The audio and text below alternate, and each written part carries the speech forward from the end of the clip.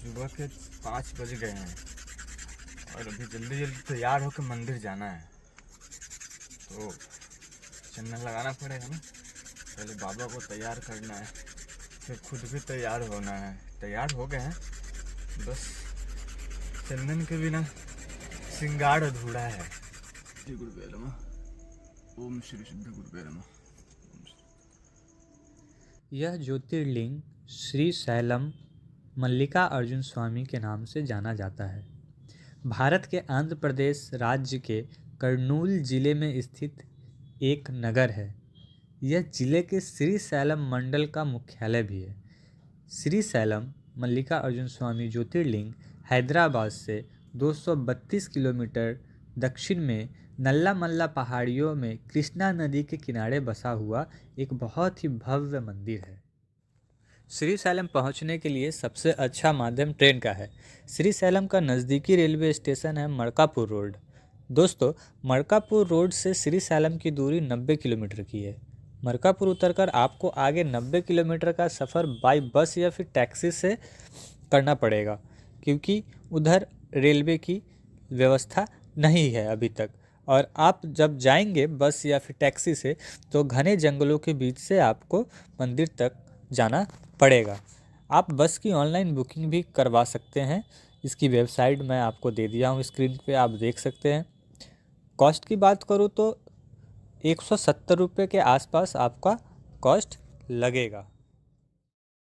पहाड़ और जंगल में होने के कारण यहाँ पर रहने के लिए कुछ ज़्यादा व्यवस्था आपको देखने को नहीं मिलेगी, इसलिए यहाँ जाने से पहले आप रूम बुक करके ही जाए तो बेहतर होगा।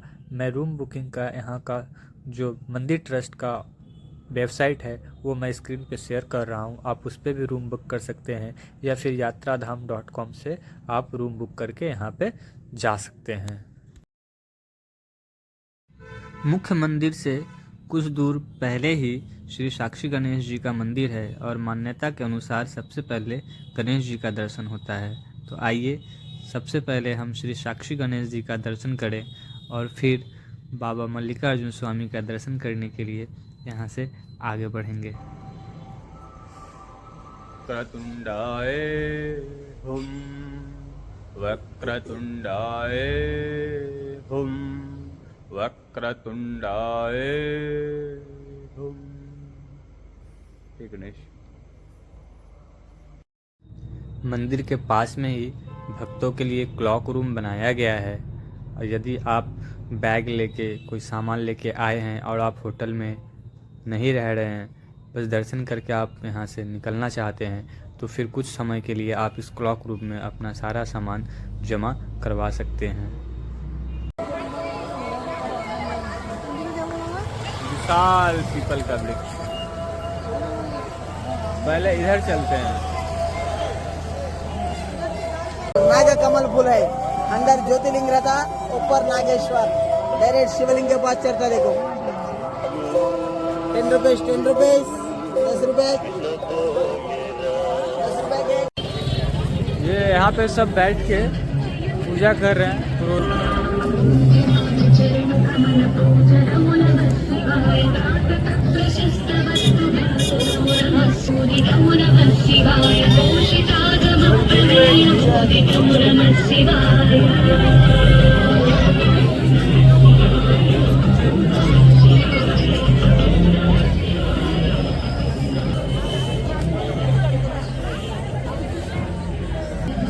वो बताए क्या इंटरेस्टिंग कहानी। अभी हमारे साथ क्या हुआ पता है?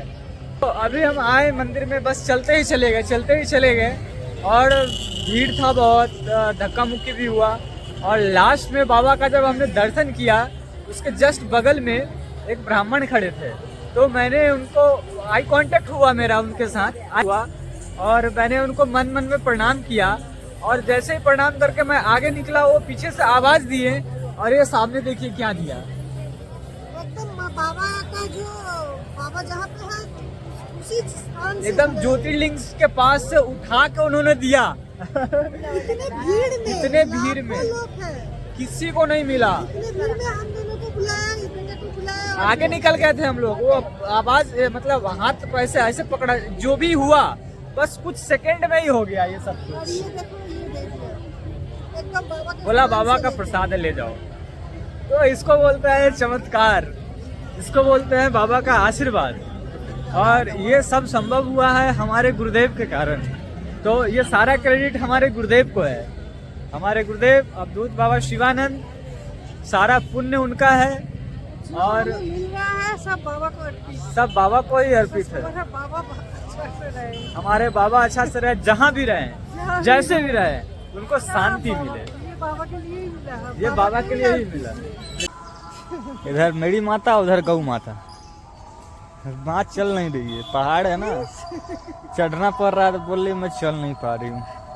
अघोरा अघोरा महादेव महादेव, बहुत आनंद आया, बहुत आनंद। अब मैं आपको बताऊंगा यहाँ बाबा ज्योतिर्लिंग उत्पन्न होने का क्या कहानी है।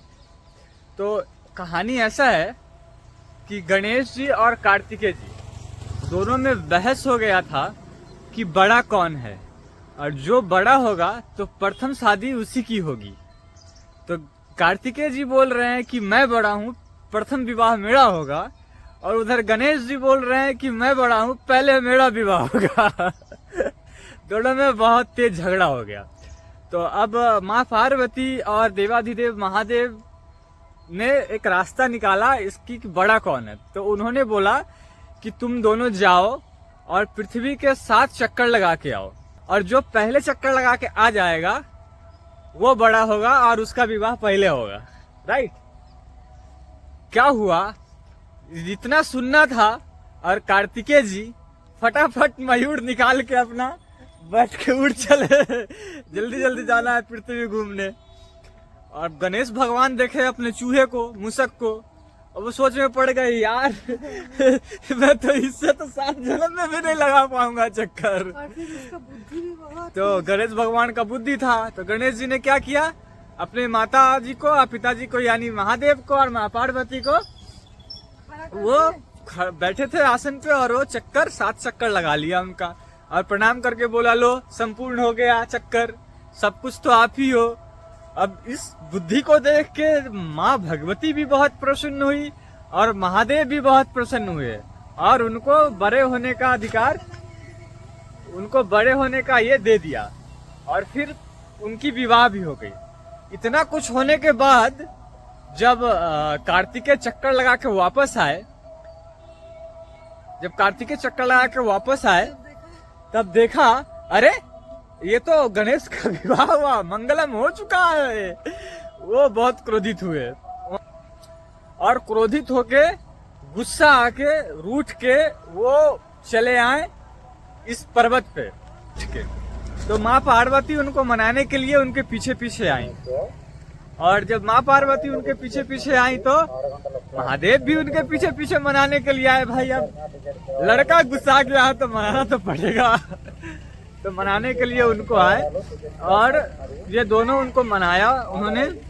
और फिर कार्तिकेय जी ने बोला कि ठीक है, मुझको तो आपने दक्षिण में रहने का आदेश दिया तो मैं दक्षिण में हूँ, लेकिन मैं आप लोगों से दूरी बर्दाश्त नहीं कर पा रहा हूँ। बचपन से ही मुझको आपने प्रशिक्षित किया और अपने आप से दूर कर दिया, तो मैं अब तभी मानूंगा जब आप दोनों मेरे साथ रहोगे। तो उसी समय भगवान देवाधिदेव महादेव ने अपना ज्योति स्वरूप लिंग प्रकट किया और बोला कि लो आज से मैं तुम्हारे साथ इसी पर्वत पे वास करूंगा, और उसी ज्योति में माँ भगवती भी समाहित हो गई।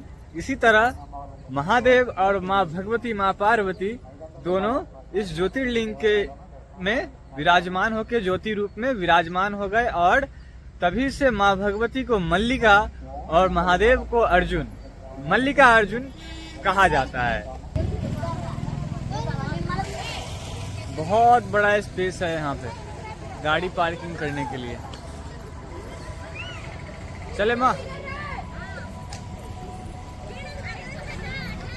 शिवार प्रणामस्तु, शिवार प्रणामस्तु। आज दूसरी बार हमने बाबा का दर्शन किया अभी, हुआ था, आज पूरा लिंग दिखा। और कल आवरण से ढका हुआ था बाबा का शिवलिंग, लेकिन आज पूरा आवरण नहीं था, अभिषेक हो रहा है। अभिषेक हो रहा था, और एकदम स्पष्ट रूप से थोड़ा दूर खड़ा भी हुए हम लोग, एकदम हल्का था, भीड़ ही नहीं था पूरा। वाइब्रेशन और वाइब्रेशन तो पूछो मत, मेरे तो आंखों से झरझर झरझर आंसू गिर रहे थे। बहुत आनंद आया, इतना आनंद आया ना जिसका वर्णन इस साधारण मुख से तो हो नहीं सकता है। बस मैं चाहूंगा कि जो भी आप लोग मेरा वीडियो देख रहे हैं और ये सीरीज देख रहे हैं, आप सब महादेव से प्रार्थना करें कि आप भी 12 ज्योतिर्लिंग आ सके और बाबा का दर्शन कर सके और आनंद उठा सके। मैं भी आप लोगों के लिए प्रार्थना कर रहा हूँ, माँ भी प्रार्थना कर रही है, हमारे जितने भी साधकगण हैं, साधक भाई हैं, उनके लिए और इस पृथ्वी लोक के लिए और साथ साथ समस्त ब्रह्मांड के कल्याण के लिए। तो आज हमारा मल्लिकार्जुन ज्योतिर्लिंग का दर्शन संपूर्ण हुआ। अब हम यहाँ से जाएंगे Grishneshwar. Next we are going to visit Grishneshwar. Grishneshwar Aurangabad, Shri Sambhaji Nagar, जो अब जाना जाता है संभाजी नगर के नाम से, वहाँ जाएंगे।